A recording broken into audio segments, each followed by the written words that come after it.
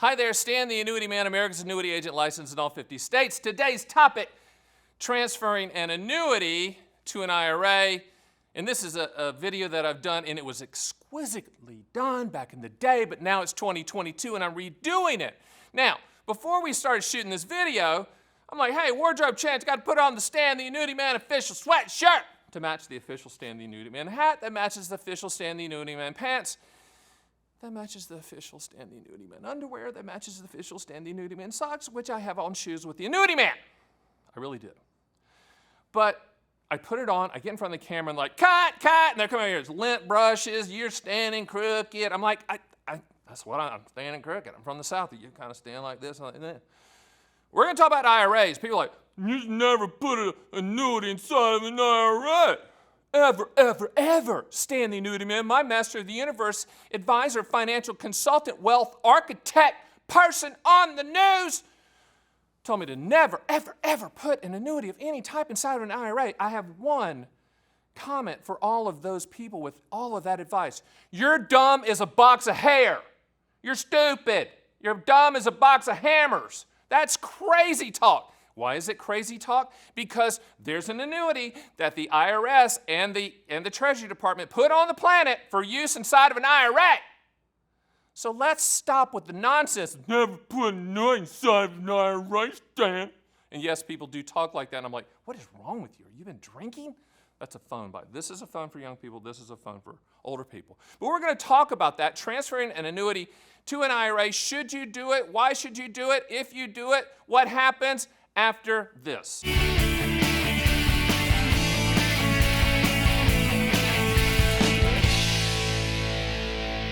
Okay, so we're back, and everybody's laughing at the sweatshirt because it's kind of a big sweatshirt. I like to wear these big sweatshirts, but they're like saying it's like Hans and Franz. If you remember those Saturday Night Live sketches where they're like big, but they're really not big. So I guess I'm trying to look muscular in a kind of a skinny frame using my Stan the Annuity Man sweatshirt. I'm pumped up to talk about annuities inside of IRAs. Actually, I have one of those frames that if you lifted weights 24/7, I'd get skinnier. My father, he used to be a coach, be like, you need to lift more weights. I'm like, Dad, I'm getting skinnier. I'm one of those dudes. I'm one of them ectomorph dudes. What does that got to do with IRAs? A lot, I'm telling you. IRAs, great. It's an instrument. It's a structure. It's a house. And what you put in that house is called furniture. Now, annuities, other investments, ETFs, mutual funds, whatever, is that furniture inside the IRA. Contractual guarantees with annuities, regardless of type of annuity, the contractual guarantees are the same. The only difference between using an IRA or a Roth IRA or a non-IRA is the taxation of the money coming out. That's money coming out visually, all like that. That's like a half a heart, right?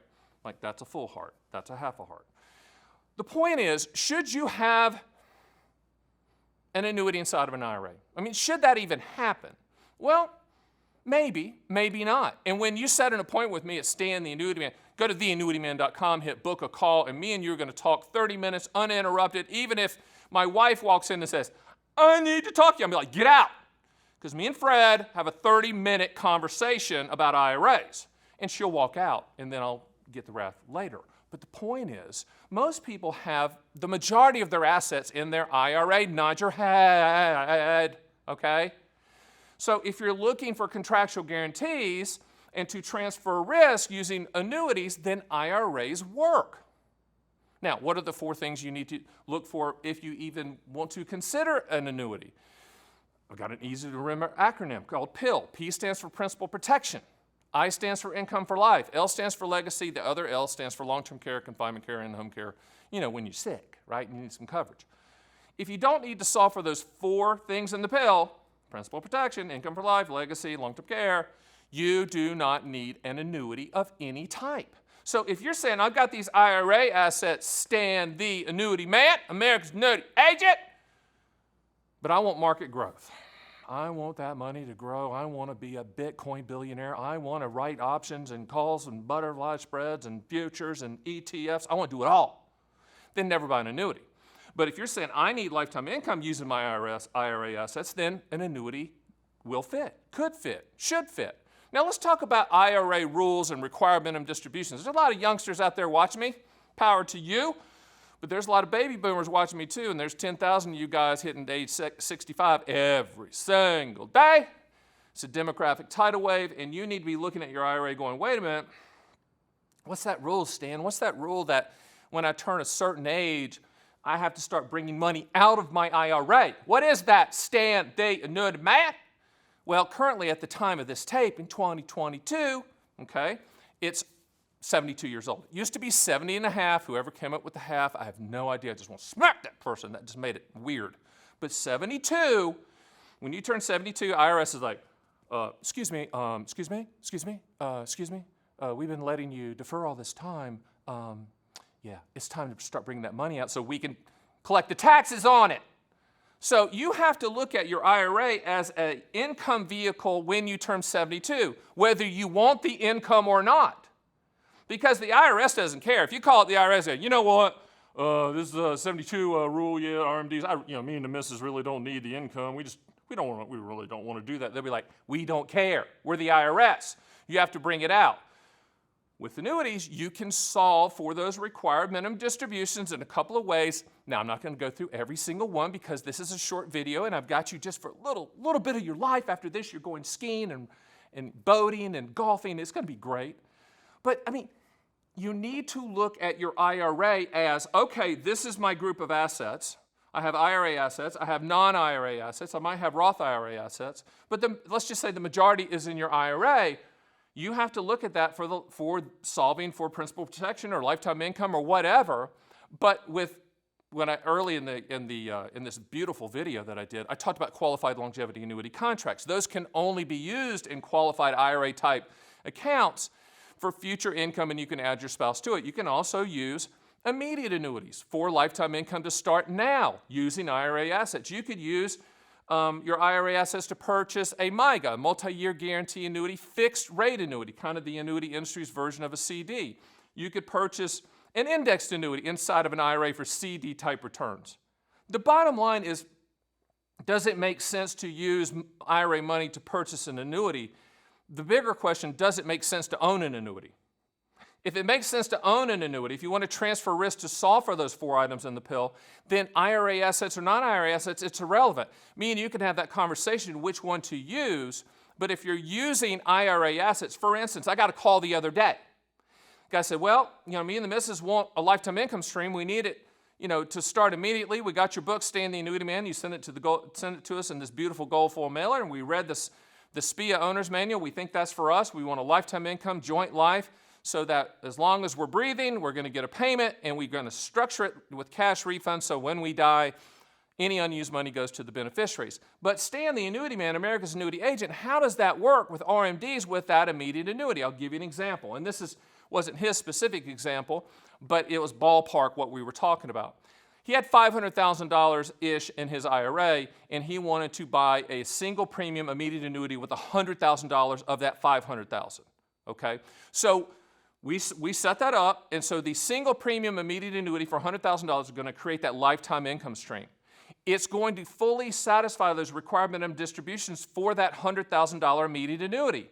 Now, he's going to have to calculate the non-annuity assets of the $400,000, the other $400,000 of that $500,000 IRA, and take RMDs off of those non-annuity assets.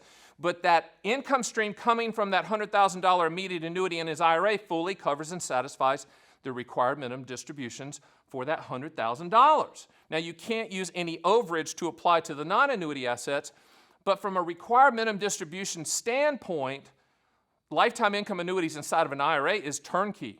You're getting that lifetime income stream, it satisfies the required minimum distributions, etc., which leads to another call I got the other day. Same situation, but when I explained that to him, that rule, why wouldn't I do the whole shooting match in the IRA? Well, you don't want to put all of your eggs in one basket, and the annuity industry does wince a little bit once you go past that 50%, 60% range of your investable assets in annuities of any type. They and me included, do not want you to put all your eggs in one basket, all your money in annuities, and that's including your IRA assets. But it might make sense, here's an example I just thought of. let's just say you had $500,000 in your IRA and $500,000 in non-IRA. You had $1 million total, and you wanted to fully take care of that required minimum distribution using an immediate annuity, then it would be suitable and appropriate to take that IRA asset in full and buy a lifetime income stream if that was the goal that we're solving for, and that would be a turnkey approach for solving for not only lifetime income, but the required minimum distributions. That's an example. But I think what that leads to is a bigger picture of, and the reason that we need to talk one-on-one. And the reason at this time of this taping that annuities, even though they should be we have a direct-to-consumer model where you can go there, run your own quotes, and in essence, this is really, my site's really the only site where annuities are bought, not sold. We provide the information, etc. But the point of the matter is you just need to put it in the back of your head that, yes, I can use IRA assets for annuities. Does it make sense in every situation? No, but in 2022, should you look at that? Yes, if you're looking to transfer risk. Hey, one last thing. A lot of the financial advisors out there will say you shouldn't use an annuity inside of an IRA because the IRA is already tax deferred. They're missing the point, okay? They don't understand contractual guarantees. So when they say that, just go, shh, because you've already listened to Stan the Annuity Man. I've already clarified the reason that that's a false statement, and I don't blame them. They're trying to be masters of the universe. They're not all in on annuities like Stan the Annuity Man. I live it. I breathe it. I am. This is what I do. I don't have a life. I'm Stan the Annuity Man, America's annuity agent. I'm here for you, and I appreciate you joining me on this Stan the Annuity Man video. Share, like, do all that stuff, comment, and I'll see you next time. See ya.